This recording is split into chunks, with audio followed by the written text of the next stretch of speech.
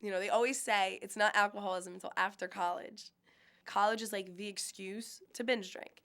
You know, you go out, you know, you do whatever, and then, you know, you do it several times a week. And and everyone jokes, we all joke, you know, oh, we're such alcoholics because, you know, we're drinking, you know, 5 times a week, or we're drinking every day and we're drinking so much, and oh, we're all alcoholics, we're all alcoholics. Well, you're not. You're not an alcoholic.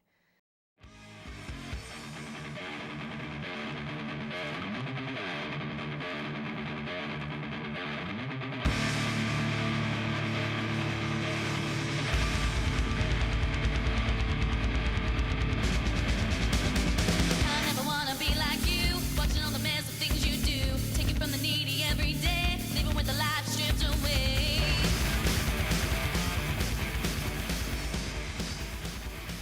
I probably drink about 4 days a week, 3 or 4 days a week, maybe 5 sometimes. Some nights I'm not looking to go get trashed, and then some nights I'm not looking to go get trashed, and I do.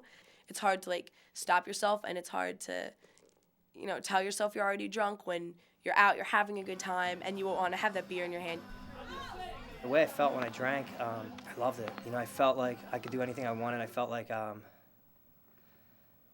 don't know, a different person. And I loved who, you know, it made me feel like. I was always a completely different person. I think that's why I probably enjoyed it. It starts out as like a social lubricant, and it always ended up with me acting like an idiot. When I'm normal and I'm in my normal state, I worry about everything.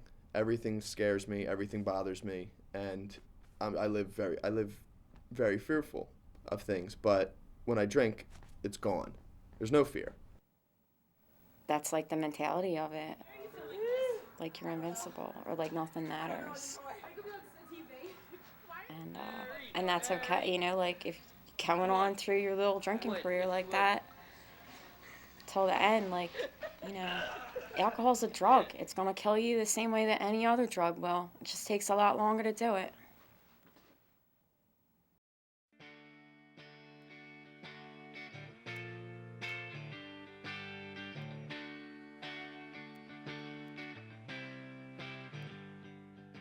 You know, I could live my life. I do what I need to do. I do what I want to do. I don't need alcohol to be there every step of the way.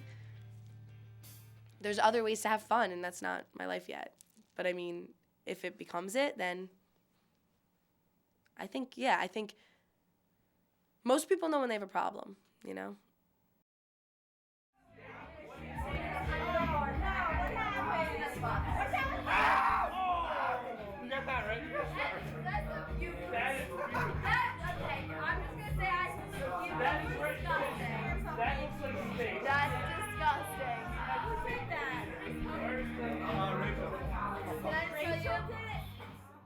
I drank all through college.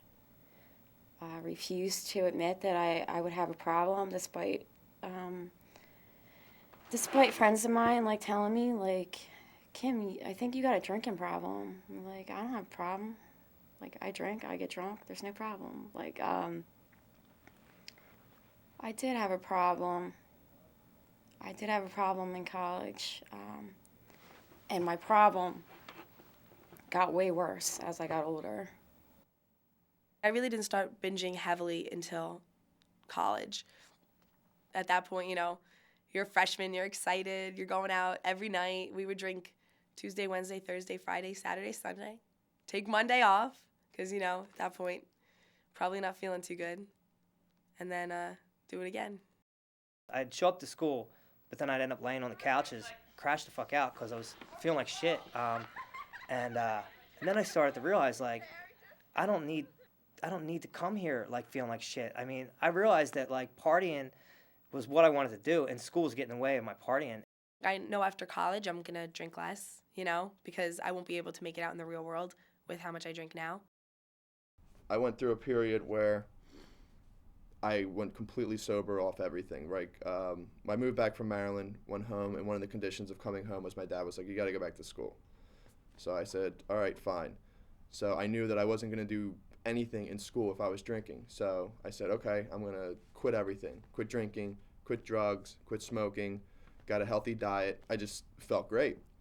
That happened for 8 months completely sober, and I went away with some friends and had some drinks, and everything kind of went okay. Nothing crazy happened, and I was just like, all right, well, seems I'm kind of okay at this point to go back into the game. I think a lot of kids in college don't really realize what they look like, when they're going out, and especially me. Like, I mean, I go out, I have a good time, and if I saw that, like if I saw some of the things that I was doing, or just like the way I was being, I would be like probably be totally horrified.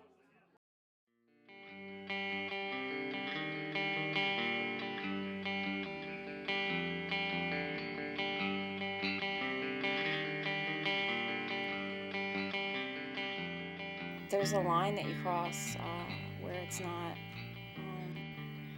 your party is going on longer than everyone else's, and it's not a party anymore. It becomes a job. Once I started drinking, I think it's genetic, and it's in me. And then once I did it, it set me off. And for a while I didn't. There may not have been a problem, but once I crossed the line and started doing it all the time, there's no turning back. I'm not an alcoholic because I don't rely on alcohol. I don't turn to alcohol for X, Y, and Z. I don't say, I had a shitty day, so I need to get drunk tonight. I say, oh, it's Thursday, what are you doing? We all had a hard week. Okay, let's go out. We just got beer, but we can't see it. It's too dark. Take the lens off. Lens cap. That's why. There we go. Beer. We just got beer. Now we're going to Tracy's. Fridays and Saturday nights become Sunday nights, become Tuesday nights, Thursday nights, Monday nights, and before you know it, it's in every night. There's always a reason to drink. Alcoholism and binge drinking are completely two different things. Alcoholism is something that when you're an alcoholic, you have a dependency. You're depending on that. You physically need it in your system every day or you can't thrive. My mom will have at least a bottle of Kendall Jackson Chardonnay every single night. My recycling is ridiculous. A binge drinker is someone that, you're taking it to the limit. Yeah, you're having a lot, but you're not dependent on it. If I was in the real world right now with the amount that me and the people around me, and not only just the amount that we consume, but the days in the real world, that's alcoholism. But in college,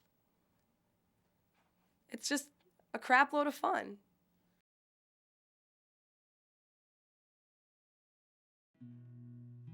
I honestly think that I don't have a problem, and it's because of this. Let me explain to you. All right. It's because, they always say it's not alcoholism until after college. I just think that she is bullshitting herself into believing that she doesn't have a problem, and it's like lies that she tells herself. I would love to talk to her and try to get underneath that fucking mask that she's wearing, because I know that there's more to it. If you can get inside that, into the real pain that's inside why she drinks all the time, that's where it's at, I think,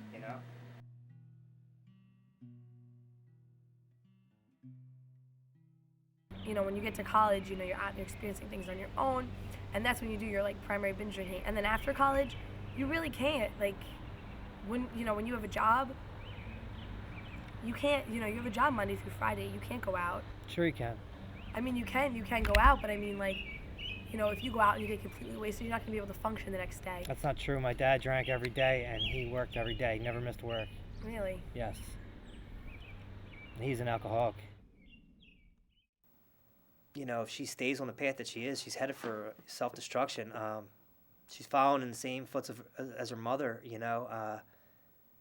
I know for me, I didn't want to see that alcohol was the problem. I thought it was the solution, to all my problems. You know, I thought when I drank that my life got better. I thought it was like something to live for.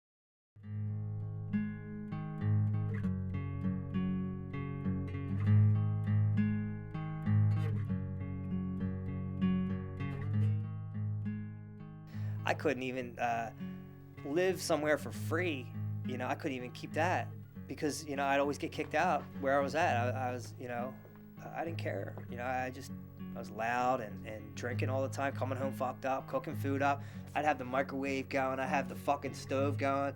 I'd fucking fall asleep with the stove on. I didn't care, man. You know, my mom would be bitching. I'm like, whatever, fuck off.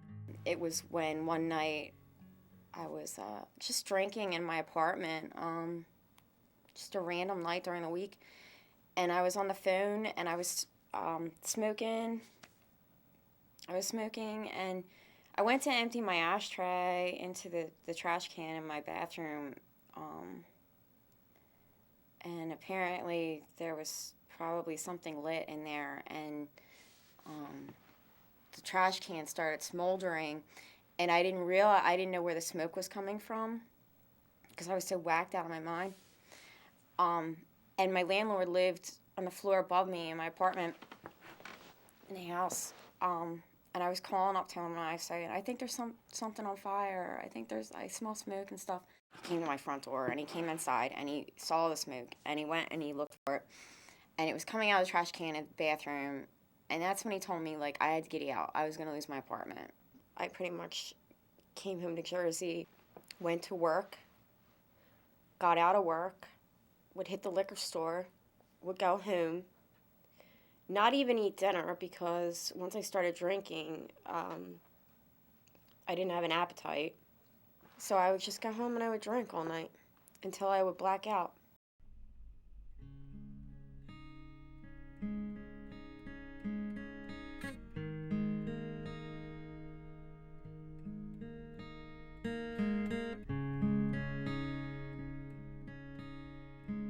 It was two of my friends' 21st birthdays, and we had a party for them at my house. And around 2 o'clock, you know, everyone was wasted and wanted to go home. We started early, so I offered to give a bunch of my friends a ride back to their apartment or all the way across campus. We were driving, you know, down the road right through campus, and I got pulled over. And I said, what can I do? Like, it's like 4 a.m. What can I do to get messed up? And I was like, oh, I'll drive to the convenience store to get whipped cream to do whippets. So, just went into my car, and that's when it starts getting a little bit fuzzy. Could not find my registration, but I gave him my insurance, and he didn't take my license. So I'm like, why didn't this guy take my license? So I get out of the car to go give him my license, and, you know, I guess I haven't watched enough Cops in my lifetime because you're not supposed to get out of the car. And he's like, ma'am, get back in the car now. And I'm like, okay. So I hold my hands up and I'm backing up to the car and he's like, get back in your car. And I'm like, okay. So I'm backing up, takes me, throws me on the ground. And then it's like 4 a.m. and this dude obviously knew something was up and he was just like, you know, I'm calling the cops. So I started yelling at him too. So he started running away. So I was like, oh shit, the cops are gonna come. I gotta get out of here. So I jumped in my car and I went the wrong way on a divided highway. So I'm heading headfirst into traffic. Luckily, it's 4 a.m. There's no one there. Pretty much immediately, a cop sees me, pulls me over. Yeah, just that night, I guess got cuffed and I got, you know, taken down to the university, little holding area or whatever. And the next day I woke up and everything, it just seemed like a big dream. It just seemed like a big dream. I rolled over and I look onto next to the bed and I just see a stack of paperwork like this big and I was like, oh, that wasn't a dream. So Mama went back out to pick up the biffs from a party. I was sleeping. It's about 3:30, but I can't let my girls walk home and they definitely can't stay there. So I know they'd do the same for me if it was 3:30 in the morning. Come get me. And it's nice to have people, you know, that you can rely on and they could be there for you like in any situation. So All I remembered was I went to a party and I was drinking, and then I remembered my dad kicking my ass. But I thought like my dad showed up at the party and I had no idea. Like it just didn't make sense and I didn't understand what happened. It's like someone's telling you a story of what happened and you're the main character and you have no idea what happened. And that's not really appealing to me. I don't like not being in control. When you start drinking, that kind of takes a backseat to whatever else is going on in your head that makes you feel like you have to get a hold of the situation, drink enough to get to where you want to be, and then at that point, it's just you don't have any control anymore, and it's too late. I walked into some lady's house, random house, and crashed out on her couch. This lady's husband had a gun in my face, and you know, he must have woke up and some dude was laying on his couch, like, what the fuck? And you know, he calls the cops, and my mom was crying. My dad grabbed me and threw me in the shower. I guess thought the water would sober me up, and I like ran out the door, ran past him, ran down the hall and out the front door, and I guess on my way down the street, I lost my shoe, and I ended up, you know, crashing out in the backseat of my friend's sister's car. And I'll tell you, that night I drank. I got loaded. It's crazy, you know. And I didn't think nothing of it. I was 17 years old. That was the beginning of, you know, what my life had, you know, in store. More recently, I've been trying to go out and just drink until I'm drunk, but not drink until I'm drunk, you know? Like, you know, drink and have a good time and get tipsy and have fun and dance, but not be completely annihilated to the point where you don't know what's going on, because that feeling the next day is the worst feeling ever, and it's not like, it's like your entire day's wasted. I would black out and really wouldn't remember anything that I did the night before. Wake up in the morning and kind of wonder what I did. And sometimes I would have pieces of the memories, but and sometimes like the pieces of the memories weren't all that great. Things that I probably wish that I hadn't remembered. I mean, I must have been about 7 or 8, and that was when this big mirror in our hallway, and it was like beautiful, and it had beautiful gold ornate trimming around the mirror. She had stumbled into it and it had fallen on the floor and broken. And I went, and it was like my favorite mirror in the world, and I went down to the hallway and I collected all the pieces of glass and I'd saved them.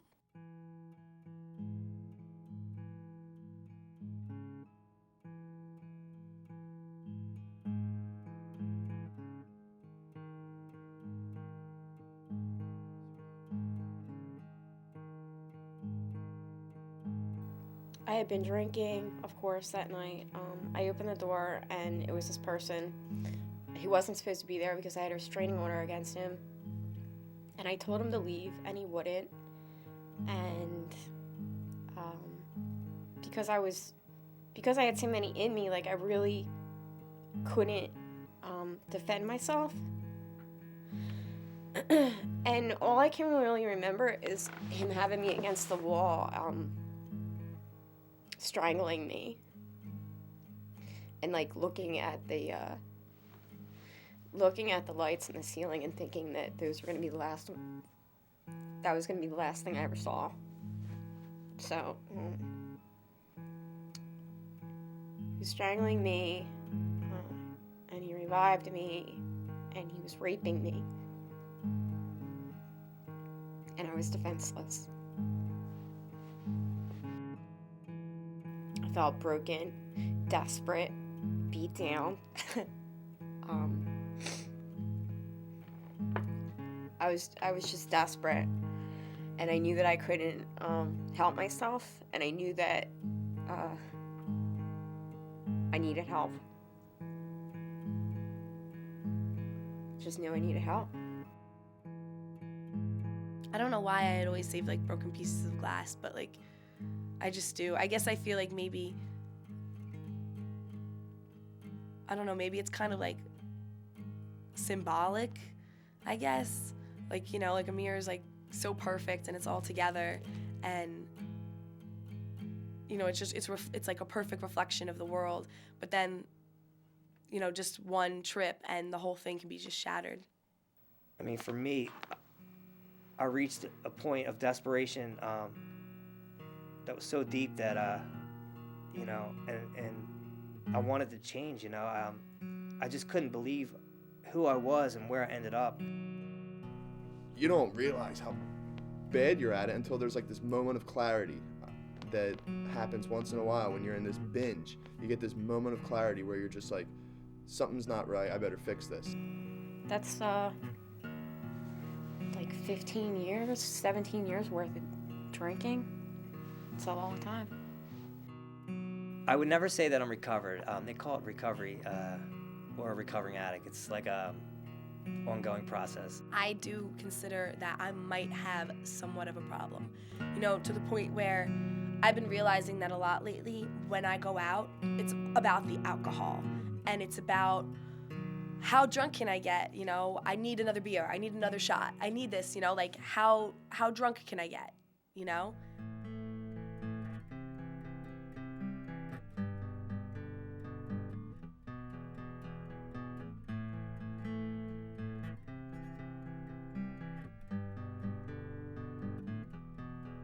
At this time in your life, you're young, we're all going out.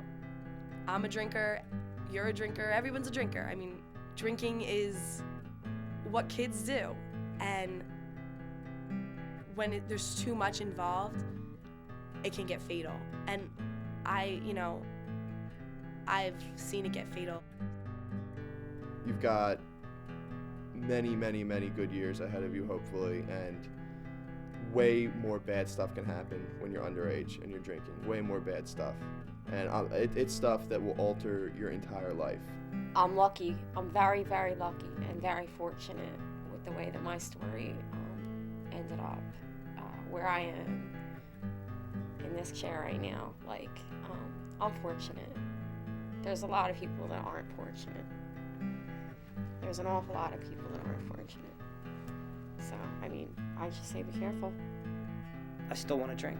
It's been almost 6 years, and sometimes it seems like a good idea to have a margarita, Sometimes after work I want to get fucked up, I had a long day at work, and it sounds great just to go out and get fucked up. I know for me, where one drink takes me, it takes me to the streets of Camden, and I don't want to do it, Mistakes make you who you are, but it's only if they're, if they don't take away who you are, and a lot of times, making mistakes can take not only, pieces of you away, but can take you away completely, can just completely remove you from this earth.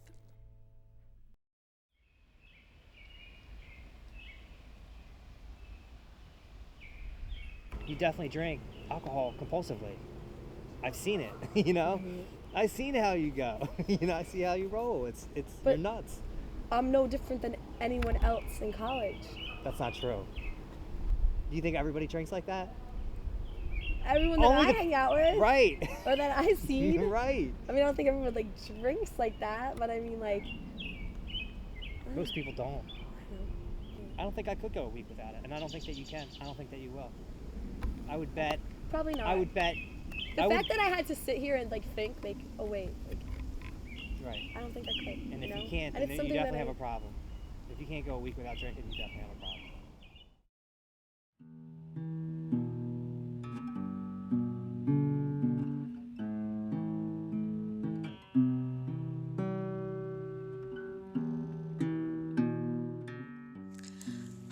So it's only day one of Harriet's bet, and I just did like I said. I did like I said I would, and I didn't drink. But when I woke up today at 3, I decided to smoke a blunt, and was fucked up all day, and I didn't get anything accomplished.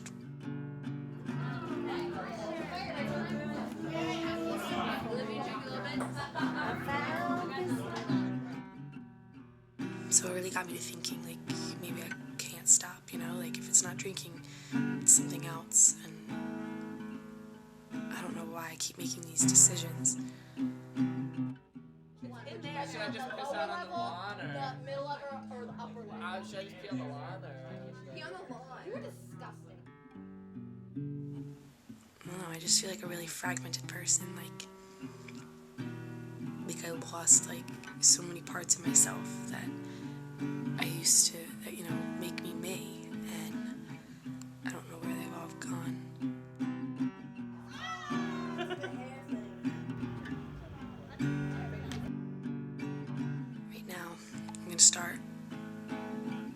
cleaning a little bit, cleaning a lot of things.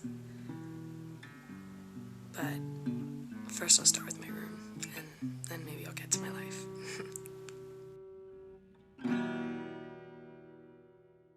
I've been preaching now, gotta change my life around.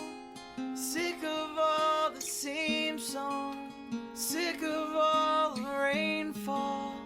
What's left for me now, besides these fucking clouds? I blame it on my downfall, I blame it on the last call I made when I was down and out of touch. Please keep your fingers crossed that I'll make it out alive. I'll walk or I'll crawl to the end of any road that'll put me back to sleep, so I can dream my life away. I wanna dream my life away.